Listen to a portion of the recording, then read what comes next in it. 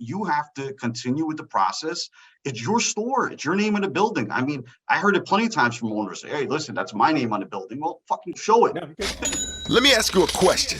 Did you come here to listen to money or make it? This is L.A. Williams, the Blind Master. And Sean V. Bradley and I came here for one reason and one reason only. That's to fill your pockets with money.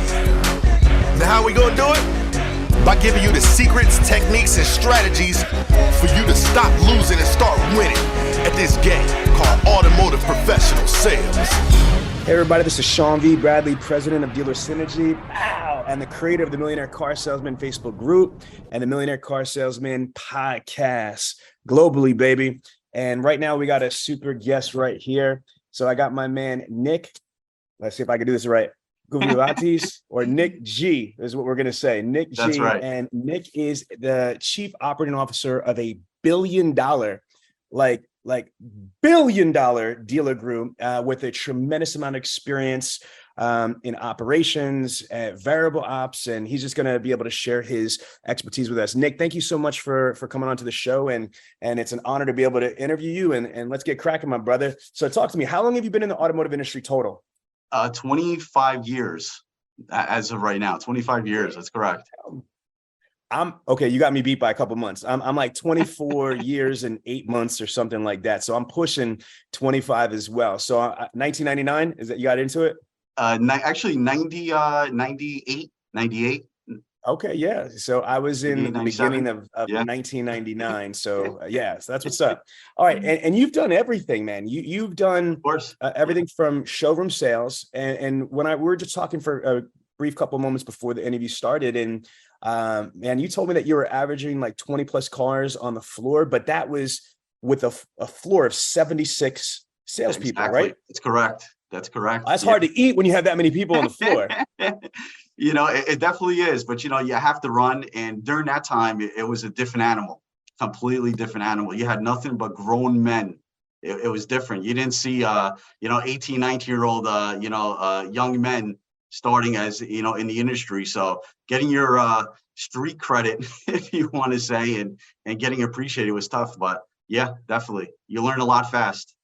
You know, that's an interesting time because, again, I got in a couple months after you did. And what I remember from 1999 was it was a weird time because at that point, the internet just started happening. And nobody at that time, when you got in it, there were no CRMs. There were paper desk logs, highlighters, black Sharpies, red Sharpies. And the manufacturers were faxing us the internet leads because nobody knew how to follow up with them. And we had to bring the yellow page in. Yeah. I had to bring the yellow pages in. So what was it like selling cars in the late 90s? What was that like? You know, it was fun. It was fun. And, you learned a lot of the good and bad right away. The consumer was a different animal. Coming in the door and everything. So trust and building that rapport was completely, it's a different world from it was 10 years after or 5 years after when people could Google and actually get a little bit more tangible information of, automotive costs. So, but it just the mentality from the sales meeting, the training, the expectations. And we're night and day. We're completely night and day in everything, from what we had. So, but it's so funny you said that. It definitely was a different world, and there was no leads or anything coming in. So you had to create your own world and everything back then, and it was interesting. So let's transition over the last quarter century. And this is a difficult question, No, please. Summarize, give me an executive summary. How has the industry changed in the last quarter century? You know what? Besides, I think people are getting a lot more awareness. There's a lot more, people as yourself, out there, and so the dealer groups are getting a lot more educated. From the business aspect of everything. So you can see how the meetings and the training, the transition changed throughout the years. But, at the end of the day, I kind of feel like everything's still somewhat the same, as the passive, the showmanship and everything, but technology and everything, and a lot more awareness of opening eyes to the old owner back in the days of how they felt business should be run compared to the every year of the new person and the new generation of from BDC, from managing people, and how to properly handle and treat your customers, really, at the end of the day. Transparency. Perfect transition word. I'm going to say this respectfully. I believe that the industry's changed dramatically, profoundly, and completely. Let's start with the reputation. When I first got into the industry 25 years ago, there was still that negative stigma from the maniacs that sold cars in the 80s and all the crazy shit that people used to do and the shenanigans. But and it lasted, my God, 10, 15 more years. But I'm offended now when people have a negative connotation or a negative stigma of the automotive industry, because, and I'll say this to anybody that listens to me, there are more priests and police that have drama, chaos, and negative, you don't see Geraldo Rivera jumping out of the bushes doing an expose on car dealers nowadays. So I think the reputation has been dramatically repaired and evolved, even though the perception might not be that, when people say, what's the scumbag car? But no, really prove it. When was the last time that there was some craziness that dealers were doing, like Bernie Madoff or it doesn't happen anymore. So I think reputation has changed.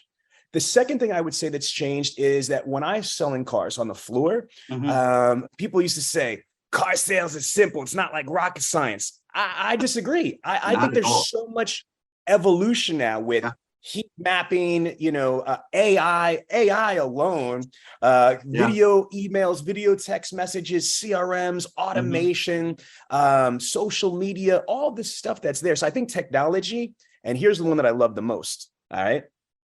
The money. My God, the grosses now are better than they've ever been in the last 100 years. The gross margins, the revenue that's being able to make. So to me, it is definitely evolved. It's evolved on a positive way. And that's why I brought you onto the show, because when I'm looking at some of your accomplishments, my God, you grew a team from 130 car rooftop to #1 in the nation, averaging 700 to 800 new cars sold per month. That's on some Glenn Lundy type shit from Dan Cummings. I'm gonna repeat that. You had a 130 car a month store that you took to 700-800 units. Do I have that correctly? Is that right, or is that a mistake? Well, it's a team. At the end of the day, you cannot grow something like that without having the right people and the group around you and everything. So it's having the right people that all have the same mission and want to do the same journey with you. So, all my accomplishments and things that I had throughout my career, I do not take credit 100% for myself, for it. I do believe that I do play a big role in the heartbeat of, keeping the motivators motivated. But, I can't take the full credit of every car that went over the curb and everything. But yeah. No, it's a great learning experience, and that's one thing I've always hung my hat on. I appreciate more than anything is an underdog store of of people that just lost their way or need the guidance and making people believers again. Well, you said something right now. It's the team. It's the team. It's the team. Well, again, coming from you, someone that was like an integral part of taking, the Brad Benson Hyundai from 130 car rooftop to make it at #1 in the nation. Again, 700 to 800 new cars sold per month. That's mind blowing. I agree with you. 1000%. It's about team. Then riddle me this, Batman. Then why in the world do we have such a high attrition with a 70 to 80% attrition ratio as a national entity? The NADA says that the average attrition is 70 to 80%, which means out of the 16,500 franchise plus dealerships, if they average about 10 salespeople a piece, that means that 7 to 8 salespeople will not be there, or you're listening to this, you're not going to be at your organization within the next year. I don't understand if you think that team's number one, I think team's number one, people's number one, people's number one. Why do so many dealers not value their people? They do a shitty job with recruiting, staffing. They do a horrible job on onboarding. They do a horrible job of training. They do a horrible job of professional development, team development, culture, and they just burn through their people. Talk to us. Why is it that most people can't do what you did at that Hyundai dealership?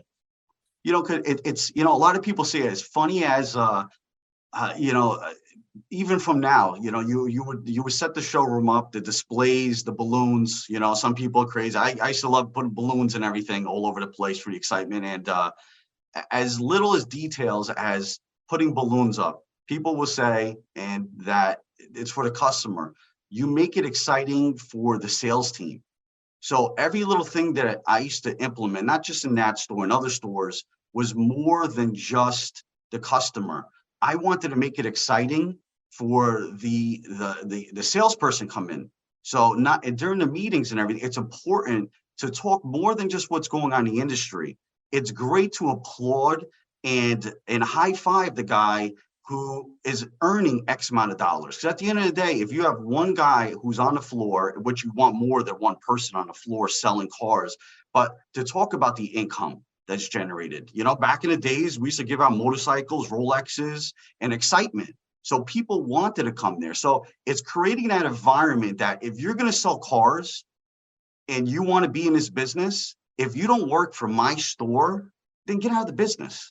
It's that type of environment that you have to create, that this is a store that you should be in if you want to sell. So it's the excitement. So at the end of the day, you value the people. It's the excitement. You hype up other people's, achievements. Hey, so-and-so's tracking to make 400,000 this year, and he's doing it, blah, blah, blah, blah. So the guy who's not earning that in particular feels like he's part of it, even though he's not sharing the wealth in some way. So it's all about uniting everybody together. So it's more than just selling vehicles, because anybody could get up and go anywhere, at the end of the day.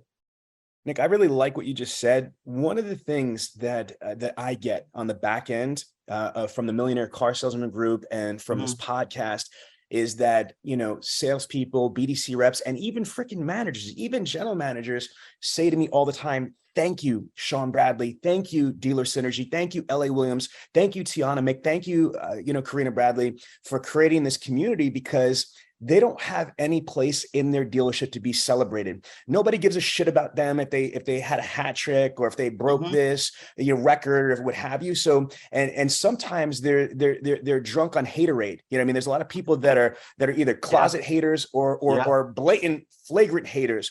And so they find our Millionaire Car Salesman community so refreshing, because we're trying to celebrate all your wins, because I know that doesn't happen all the time in dealerships. And it's funny that you're saying that. That's one of the pillars to your success is making everybody aware of what people are doing, what the potential is, whether it's volume, it's gross, or it's the prizes. And it's funny, when I worked in New Jersey and I was a 30 car guy and I used to be top of the board all the time, salesman of the month, salesman of the year, it was exciting and it drove me. I'll never forget. I tell this story from time to time. I had a guy named Carter Neese. Shout out to my man, Carter. Carter was the leasing manager and I was the internet manager, and he was the manager of himself and I was the manager myself. And we had 10 salespeople. We were both 30 car guys and everybody was 10 or less, and the rest of them. And we would push each other. And I remember specifically, back then it was only a tag watch. It wasn't a Rolex, you know what I mean? But we went hard to the body because they created this excitement. They created, this environment of competitiveness, not in a bad way, but in an exciting way. So I love that. I love sharing in your employees' successes. I love making it exciting. So let's talk about that. What else can you do? Strike that. What else did you do? And or what would you suggest for our listeners to do if they're owners or managers? What can they do to make it exciting? Okay, you said motorcycles or Rolexes. Talk about that. And realistically now in 2023 going to 2024, give us some ideas of what managers can do to make things exciting on the floor. Be specific, brother. Well, talking nowadays, because that is really something, as you said, from the past. But nowadays, getting out of your office let's talk about somebody through my level, a higher executive level and everything. Getting out of the office, knowing people's names, goes a long way. I know my technicians, I know my lock guys, I know everybody from their little roles. I will spend time on the floor and show them. And because I went through the struggle. I mean, I had my kids when I was younger, so I know how it is to pay bills and survive out there. And, so I get it, you know what I mean? So not everybody's been through every role and understanding the journey and the struggle. So I would spend time. I mean, I would definitely get out there, spend time on your floor, show them best practices, show the desk guy best practice, make sure that everybody's talking the same way, that you have one pencil throughout the whole dealership. Don't have 12 different desk guys and everyone's getting trained a different way and everything, so it's little things that go a long way like that. And it's just having one message. It's not really hard. It's not hard in particular it is tough, but it's not tough what we do in particular. We make it harder on ourselves on a lot, but the biggest thing is making sure you maximize everything in particular and spend time with each person that's on the floor from BDC, and making sure that everyone understands their role, understands their pay plan. At the end of the day, we're all there to make money. There's only one person that's really looking there. There's not everybody that comes to work for you in your group that is on the same mission as you oh, this is my home, this is my family. No, he was there between going to your store or maybe 20 other stores that are out there. It's helping them understand how to achieve their goals, sit down. And that's really what I should spend. I should spend a lot of time with every department, doesn't matter where it was. And I should teach them how to track where are you? What do you need to get to where you need to be? What are you trying to accomplish this year? I want to make 200,000. I have a wife. I want this. Let me show you. And I should get off my ass and I should spend time with everybody. So it's really putting the initiative in. Doesn't matter what role you are, but if you're a manager, that manager role is more than dictating. The manager, you have more of a responsibility, to your team and the group over there. I love it. I want to circle back though, and again, because when managers are listening to this podcast, they're trying to get nuggets, specific action items. Some of the things that I think, let's start with a simple question. Do you believe that in today's day and age that dealerships should offer supplemental pay plans? So it means whether you have a draw or you have salary, whatever. Okay, that's one thing. Second, you've got commissions.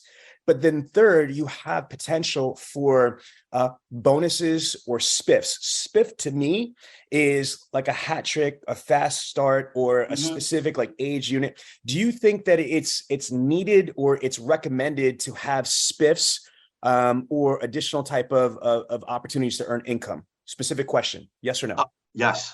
Then tell me what variables, what type of spiffs and why? It has to align with the store's goals.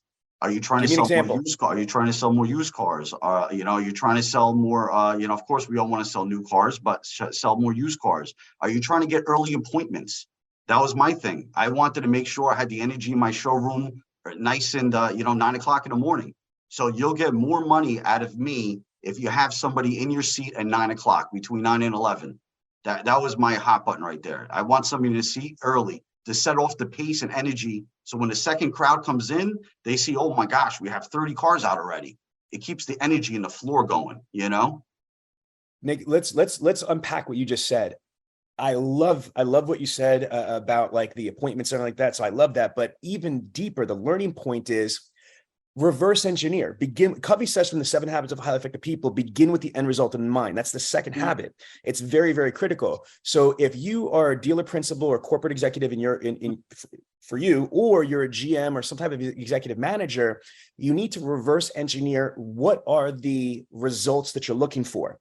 If you want, like you said, you started with, if you want to sell used cars, okay, then create a spiff or some type of compensation for that. If you want more appointments, or if you want more appointments at a certain time. Again, I think that managers don't use spiffs the right way, and they don't use them enough. I don't think there's anything wrong. Sometimes managers, when I talk to them, they're like, well, they're making enough money right now. Well, so are you.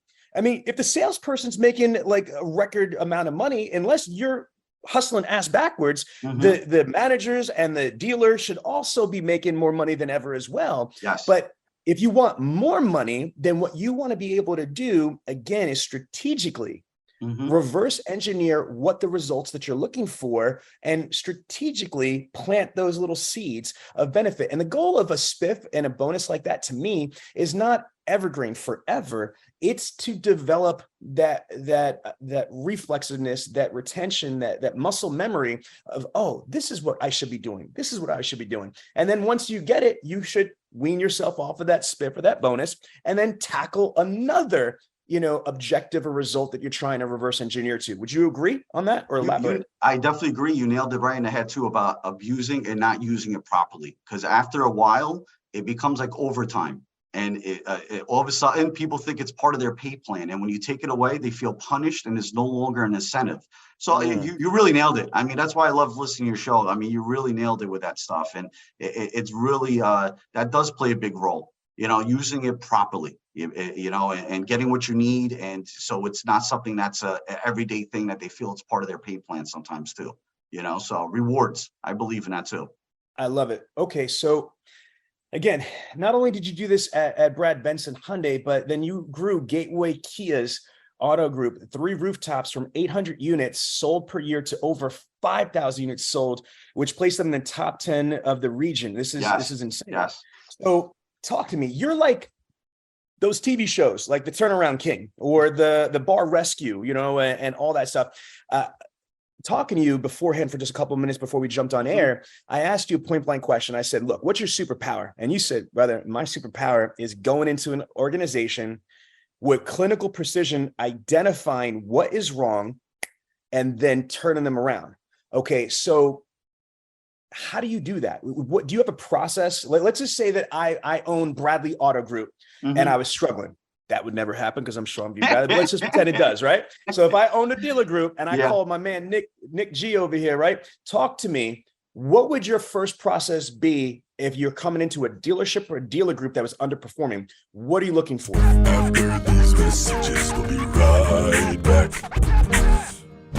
Dealer Synergy is an award-winning training, consulting, CRM, recruiting, and accountability firm. We are a 13-time Dealer Choice Award winner. We have proudly served automotive dealers for 20 years and have trained over 150,000 automotive sales professionals. We've worked with over 3,700 rooftops across the country, not including our global clients in Canada, Russia, the Dominican Republic, and more. We are the most sought-after subject matter experts and pioneers of the automotive industry. Our executive team has a combined 75-plus years of automotive industry expertise at the highest level. We've literally taken dealerships from having challenges and problems, some even on the brink of bankruptcy, to becoming national success stories.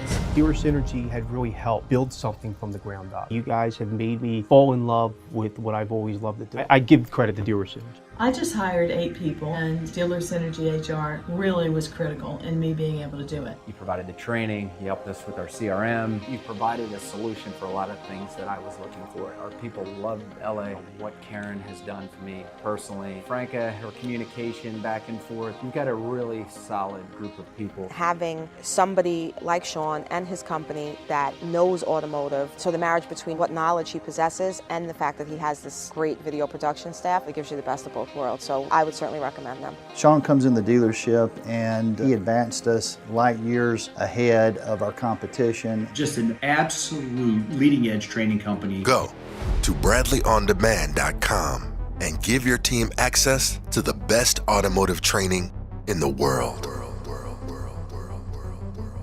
Once I take an overview of each department and seeing where their capabilities are, it really comes down, honestly, it comes down to their process. At the end of the day, every manager that's there, and I see this all the time, when I go into a store, it's the process. They don't have a process, and they don't train on a process, and then they don't make sure that they hold people, they hold people liable to the process. So that always made the biggest impact. I mean, going to the store, they were selling. It's funny, I don't like to put people out there, but some stores are like, what the heck am I doing with this store? I'm not from this area. I just bought a new store in this area. I'm not sure what I'm doing. And I remember they were averaging 15 cars a month. And my first month there, we did 99. And the owner was like, oh my God, I can't believe it. I remember we did 99 because I was like, damn, I couldn't get that one deal. I was going to call my parents. Come on, you got to get me over 100 here, And, it was more to the fact not hiring. I didn't fire a whole team. I didn't get rid of anybody. We built that store with the same managers and same salespeople. It was about getting them to understand the process, training them on the process because it's easy. And that was the biggest thing, getting people aware and showing them how to do it. But at the end of the day, we got into this business the same way as I did, for the money. You know what I mean? If you want that $40,000 guaranteed job, then you go get that. But if you want a job that you have unlimited capabilities for income, you come into a sales commission job. This is all I know is commission. So you show somebody how to do it. And it really came down to the process. If you want me to dive into process itself, that's something I'd be more than happy to. I don't know how far you want to go with this. In a little bit, let's tackle what you just said, because I'm going to tell you, as a high-level trainer and consultant, I again would agree with you. Again, great minds think alike. I believe in process. But here's where this shit falls off the tracks, brother, is that even with us, we'll go into stores that cut large checks because we're expensive. You know what I'm saying? I'm going to put that out there. We're not cheap, right? And so when a store cuts a large check, they'll look me in the face and say, you know what I mean? Because I'll tell them, look, don't Frankenstein my process. Don't Frankenstein my system. They're like, Sean, of course not. Why would I cut this large check? Why would I pay you all this money and then Frankenstein? And I said, because you're a dealer and you got 50 million going on. So my question to you is, whether it's a high-level trainer, consultant, or a high-level manager or corporate executive that they hire internally, why do you think most dealers, not some, not a little bit, but most, the majority of dealers don't have process integrity? They don't follow the yellow brick road. They don't, even the ones that they agree with, oh, we love this process, they're going to Frankenstein it. They're going to modify it. They're going to change it. They're going to make excuses for their salespeople. Why do they breach protocol? Why do they not have process integrity? Talk to me, brother. Why? Because they're not there 24/7. If you want to look at your stock, you're not. You know what I had to do to get those 3 stores going? I desked for 3 stores. And you know what I did? I got three computers back then, and I FaceTime. They had Zoom on each one, and I desked for 3 stores out of 1 location. No one had a customer that could leave without talking to me to make sure. And I spent a lot of time. I mean, it's really what it is. If you're afraid to put hours in to get people going, I'm not saying you have to live at the store for the rest of your life, but you have to put your time in to make sure everybody gets it, and the man and number 2 guy gets it, number 3 person, number 4, and your co-partners and everything. But you have to put the time and effort behind it. So when owners sign up, sometimes throwing a check at somebody doesn't make the solution. It gets them excited for the moment, but then what happens when everybody disappears? Then you have to continue with the process. It's your store. It's your name in the building. I mean, I heard it plenty of times from owners say, hey, listen, that's my name on the building. Well, fucking show it. No, fuck shit. You know what I mean? Yeah, we'll show it. We'll show it. It's like satellite radio, baby. You can say what you want here. All right, good. I'm a Jersey guy. We do swear, but it's important. That's really what it is. So when someone hires you or you do something, you got to make sure you're there to see it through. And that's really what it comes down to, in a good way, not in a bad way and evil. You don't have to force anything to anybody. You make them believe and show them, I would agree. So if you are a dealer principal or corporate executive or the general manager or the GSM, the general sales manager of an organization, you have to own what you're doing. If it's a new process, especially if you're coming from a situation either that you're underperforming or you're freaking burning on fire, you're going down. Or if you're doing good, but you want to go from good to great. If you want any type of evolution for whatever reason, you can't just cut a check and delegate it and hope that your people are going to follow the yellow brick road. You either need to champion this yourself personally, or you need to recruit, enlist, or I don't know, you draft your champion that's going to eat shit and breathe this said process until your team kind of falls into line. You need somebody of authority in a leadership position that's going to own it, believe in it, and lead by example. Is that what I'm hearing from you? 100%. That's correct. That's correct. Or you don't have to, and you're rolling the dice, and you might or might not be successful. Okay, I like that.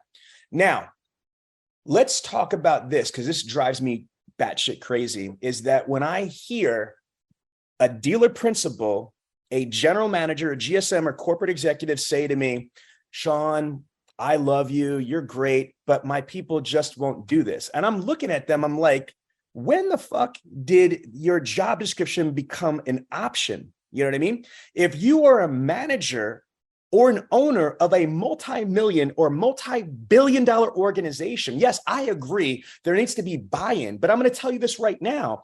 I want my kids to buy in my philosophy, but I'm not going to let my young child turn around and eat fucking candy 24/7, a day and play video games till 3:00 in the morning on a school night. I don't give a shit how cool of a parent I want to be. You know what I mean? There has to be a point where, as a parent, my responsibility is to be a guardian, to be a role model, to be a disciplinarian, because I need to make sure that my child is safe, protected, and is learning and evolving so they can grow up. The analogy on a business level is, yes, I want my team to buy in. I want my team to look at this. But here's the thing, is that I'm not going to my veterinarian to ask for financial advice. Do you see what I'm saying? I'm not going to my dry cleaner to go for like therapy. I mean, like, people play their positions. If I am the owner or manager of a multi-million-dollar business, I am there to lead and to call the shots. If you're you talk about team, if we're playing football, go Eagles, by the way, and don't say a word right here, because I don't care about the Giants, so what have you. Go Eagles. If we are on a football team, granted, I respect, there's reasons why you have defensive coordinators, you have offensive coordinators, you've got a head coach, and you've got a general manager, and you got the owner of the team. You all play positions. You're not going to have the punter. I love Jake Elliott, but I'm not having him call the fucking, offensive plays or the defensive plays. I'm not having him make certain decisions, even though he's the best kicker in the NFL. I'm just saying, play your position. Nick, am I right or wrong here? No, you're 100% right. And, I've experienced that. And I'm sure a lot of people who go in as a leadership position, that they find this, you're walking into, people that have, bad habits or have habits that need to get changed. And it's not an easy task. We're in a world of strong personalities, so you're walking in, which I know everything, and, getting people to change and, do you cut your losses, move on? But I found that in quite much of the groups that I walked into. I mean, the number one thing from my position itself that I saw, that the first person I had to see is my owner. I had to make sure that the owner is aligned with the vision first. Because if you have a wishy-washy owner who doesn't really, and he's not aligned with what's happening, it doesn't matter, because at the end of the day, it is his playground and everything. For it. But regardless of that, if you have employees that are on staff already, and getting them to believe and drink the Kool-Aid and stuff, that's more of being more sitting down with them and finding out what their personal goals are and showing them how your process will help them get to where they need to achieve. And that's a big thing. I found that, showing and helping people out to where they need to go. If you show them an olive branch, they move forward with you. Sometimes you do have to cut cancer, but it doesn't have to be all the time or anything, But if it's bringing somebody on, just make sure your hiring process aligns with what you're hiring for. Don't put Band-Aids in your store. That's a big thing. But yeah, you're right on the money, right on the money, what you're saying. Well, I appreciate that. I want to share something with you, and I want to get your opinion afterwards. As I was sharing with you earlier about 7 habits of highly effective people, me and my wife, Karen Bradley, also known as Karina, are the only official partners with the Franklin Covey organization in the entire automotive industry. We've actually been certified trainers and facilitators for literally 16 years in the 7 habits of highly effective people curriculum and the 5 choices to extraordinary productivity. And one of the things that I learned as a high-level Franklin Covey trainer and facilitator is is Dr. Stephen Covey's SeaDoo Get concept. So a model that creates new paradigms, effective practices, and real results. Leader in Me is based on a theory of change known as the SeaDoo Get model. So what I'm doing right here is I just typed in Franklin Covey SeaDoo Get. I'm clicking images, and I'm going to, because some people are going to listen to this at the podcast, and they're not going to be able to see this. So I'm going to talk through this like you're blind, right? So what Covey says, if you want long-term change, you can't just look at the results. I'm not selling enough cars. I'm not making enough money. Woe is me. Why? And try to figure out how to change the results. You can't even take a step back and say, you know what? It must be something I'm doing. What am I doing wrong? Covey's saying there's a deeper, more powerful way. If we could reach people on their thoughts, on their paradigms. Let me explain. A paradigm is defined as someone's perception of something. I'll give you an example. Here's a SeaDoo Get analogy. True car leads suck. If that's my paradigm, true car leads suck. What they're saying is that's what I see. I see that true car leads suck. That's my perception. Then what am I going to do? Well, I'm not going to really spend a lot of time working on the true car leads. I'm not going to, come in earlier. I'm not going to stay later. I'm not going to work on them, right? Because, my paradigm is those leads suck. And what am I going to get? What's my result? Okay, I'm going to have a low closing ratio. So that is the paradigm of true car leads suck. But let's change that paradigm. Let's just say that true car leads are awesome. Let's say I believe that, my gosh, TrueCar is a publicly traded company. TrueCar has over 10,000 rooftops. They are the best lead source provider, right? Okay, so that's what I see. And what am I going to do? Well, I'm going to work these leads harder. I'm going to spend more time with them. I'm going to come in earlier. I'm going to stay later. I'm not just going to email, phone call, text. I'm going to use social media DM. I'm going to use Apple FaceTime. I'm going to do video emails, video text messages. I'm going to work the shit out of these leads. Well, what is my result? What am I going to get? I'm going to have the highest closing ratio at anything.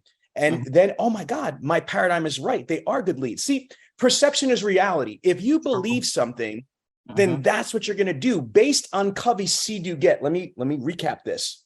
What Covey says is what you perceive, what you see is going to directly correlate to what you do, what your behaviors are, your actions, and what you do is going to be a direct, correlation of what your results are, what you get, SeaDoo Get.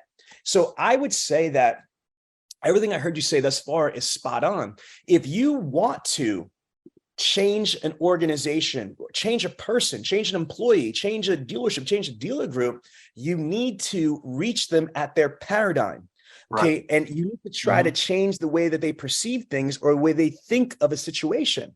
And if you're able to do that, not only are you going to have a higher probability of that change and evolution, but it's going to last longer than ever. Would you agree with that? 100%. I definitely agree. And that also stops turnaround. You're not going to get that revolving door, out of your group at the same time. If you could, if you could reach that person the way you're saying it. I love that. The example you just shown is something that I truly, truly believe in. And that makes a world of difference when, perception. And I see that. So, and that's why going back, as I said before too, I would always point out, if somebody got a customer in from a lead source, because, the golden leads and they're on the phones and they brought them in and it was a 6-month-old lead and it ends up being a $12,000 deal. Hell yeah, I'm getting the whole team together and everybody, listen, so-and-so, he got 6 people that came in. These leads are 6 months old where everybody said it was garbage. He made a 12G deal and he made X amount of dollars that came in from his pocket just from that one deal in particular. All of a sudden, people start believing. So everything you're saying is so true. And it goes back from back in the days till now that people lose that, of the believers, and perception is everything. But that makes the world a difference. It really does. Thank you for pointing it out. I really like that. Oh, awesome, brother. And now you made a statement just before that. You said, sometimes dealer principals or GMs or what have you, they might say something, but it doesn't really align. So I have a specific question for you, especially with your executive experience. Please. If you have a sales manager, a desk manager, like middle management, or even a GSM, hell, a GM, somebody that's not the ultimate decision maker that has at least one or two levels of bosses, like a sales manager, desk manager, etc. Let's say that they want to do more, be more, and achieve more. They want to sell more cars. They want to do this, but they don't know how to speak to an executive manager. They don't know how to speak to the general manager and get that general manager to listen to them and maybe follow their ideas, or the dealer principal, or in your case, your corporate officer. If you have a GM or GSM of one of your stores, how do they speak to the corporate office? Like, what advice do you have for middle management to speak to the executive management or ownership to try to enact change? What advice do you have? Okay, first, let me say shame on a guy who's in my position, not going down to talk to them. The mountain can come back down. It works both ways. But let's say you don't have that structure in your store. The best practice, of course, as they state, is to share in the meeting itself, go to your superior and show them. So if you're a general sales manager and you have some phenomenal ideas that are going to help the floor out, that they will make a difference, I would go sit down first with your general manager and, share them with your general manager. And if your general manager does not have the power or, the ability to pull and make the trigger, I would highly suggest if your general manager could set a meeting with him and the other person, because you always want to keep the person above you involved. Because unfortunately, you don't ever want to feel like you're going over somebody or making up, especially if you're working hands in hands constantly with somebody in particular. So you want to get the other person involved, but I would go talk to them. I mean, I never had that problem on my floor, so I haven't seen it. I'm so open, when it talks about me personally throughout my stores, I've never created that environment. And I feel for a lot of the stores that have those talent, there's a lot of talented individuals that are so shelled that can make a difference, for it. But if I was you, start with talking with your general manager. If your general manager is there for the same purpose you are, is to generate income and have a good, plan for himself and his family later on in the future. So talk with your general manager, then ask your general manager if he's not the main decision maker, if he could set up a meeting between you and another gentleman so you could go over some of the ideas and everything. So, it shouldn't be. And if you're in a place where everything's closed down like that and you're just capped, sometimes it's not a bad idea to evaluate where you are and where you sit, and do you have the value that you want there to reach your full potential. I agree. I'm really thoroughly enjoying this conversation. Now, as a high-level trainer, I own Dealer Synergy, which is the on-site training consulting, but then we're blessed, brother. We have Bradley On Demand, which is the industry's largest, most powerful, and most cost-effective training platform with 9,000 training modules. So I'm like a nut when it comes with training. I want your opinion, and then I'll give you mine. What do you think a dealership should be training on? Whether it should just the salespeople and BDC be trained? If so, what curriculum? Should the sales managers, desk managers, GSM, GMs be trained? If so, what curriculum? Should the dealer principal be trained? If so, on what curriculum? So who should be training at the dealership, and what should they be training on is my question. Okay, well, training always comes down to what the goal of the store needs to get to. So and that's really, if it's CSI, you're training on customer service. So I know it's a little open. I train on everything. So it's really of my goals and what I'm trying to get to. So if it's hitting numbers, it's really of how to handle the customer, the process from A to Z, and having plenty of meetings showing them what the expectations are. So if a salesman got hurt or they called out, another salesman could just jump right in the process and just say the next word in mind, and as if to make it fluent and everything. So I do believe in training a salesperson on how to get the qualifying questions, to get what they need. So to make the process easier, how to, words to use with your, with the staff. Like, if you spend 5 minutes with me now, we'll save you 45 minutes about the process. Little things like that to bring to the desk so they could actually load you with the proper ammunition and picking out the right vehicle, so the customer's not spending those numerous hours, of time of picking out a vehicle because of the process itself. So my stores that I got involved with in particular that I needed to, the biggest thing was to get numbers up right away. And then, so I had to train them on how to properly qualify customers, how to put the show on, really at the end of the day, how to, to open the doors, to do everything from A to Z. What is your dollar's worth value if I came to see you perform? Are you a $2,000 show, $2 show? What are you? And spend time with the desk gentlemen to how to properly train the pencil, the words and what are they looking for? Salespeople come up and I see them now. My son's in sales and he just started, and I don't have him working for me or anything. I put him in a different store so he could learn, and I see, and they don't, it's spending the time of showing them what your expectations are. So each role itself, they just expect that you just know. They don't really spending time, if you're a desk guy, you should spend time with your sales staff, teaching them of what your expectations are. When you come to the front desk, this is what I'm looking for. I want to know boom, boom, boom, boom, boom, of questions, showing them how to present, the numbers. This is what I expect. How do you negotiate? A sales manager, because your GSM is running the sales floor, telling the sales manager, I expect you when the customer comes in to do boom, boom, boom, boom, boom.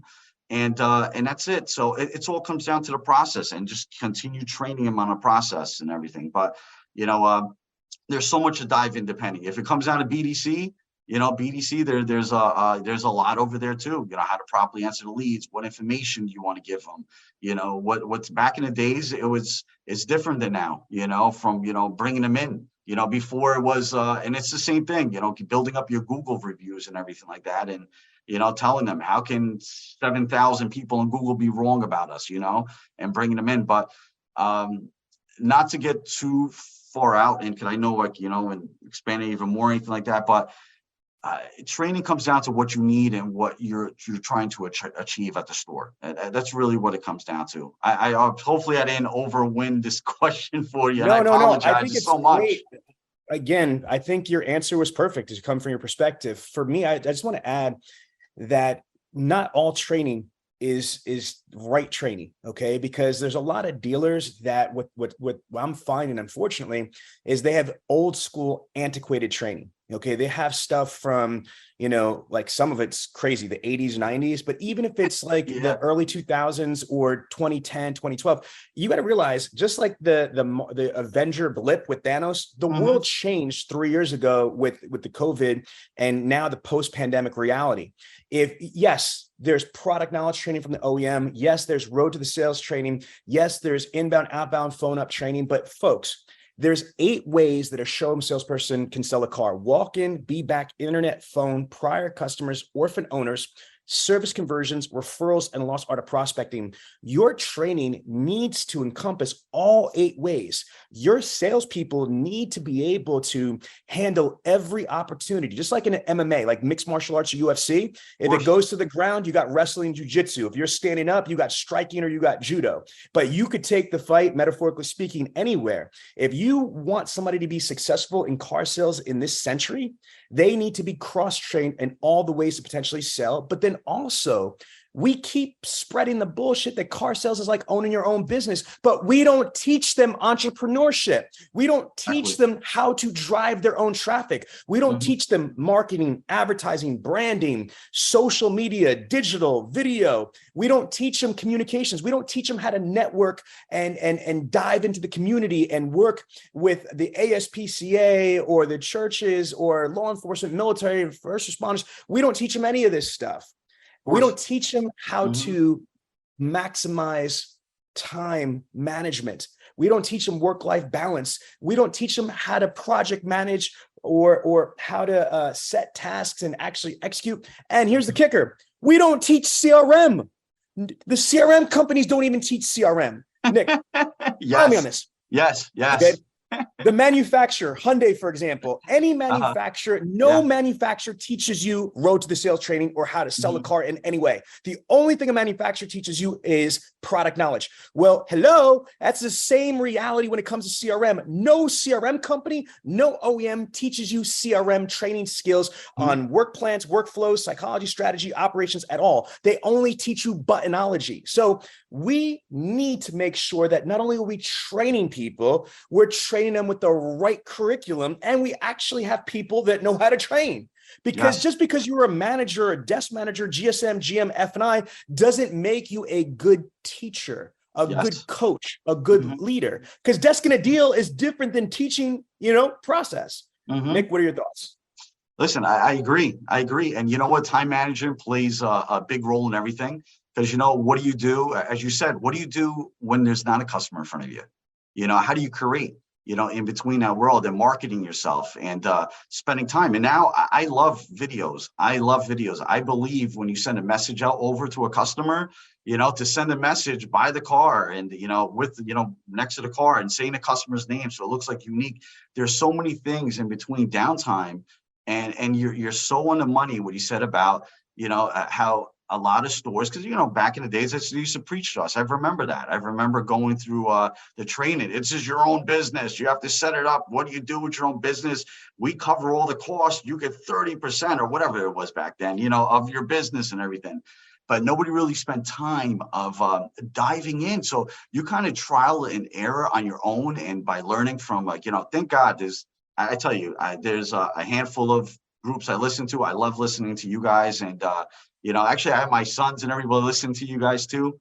But there's not too many people out there that really dive in to spend that time with them. And I think that's what made a bigger impact in my stores was that I spent a lot of time with each person to develop them based on their capabilities. Not everybody has the gift of gab, but they have something else that they have special that they bring and everything like that. So as a man, the only thing I can tell you as a manager, title doesn't matter at what level, as an owner that's hands-on, you've really got to spend time to, as you said before too, train, process, but really help them develop what they need to be successful. And if they're successful, you're successful. So, you're right on the money with that.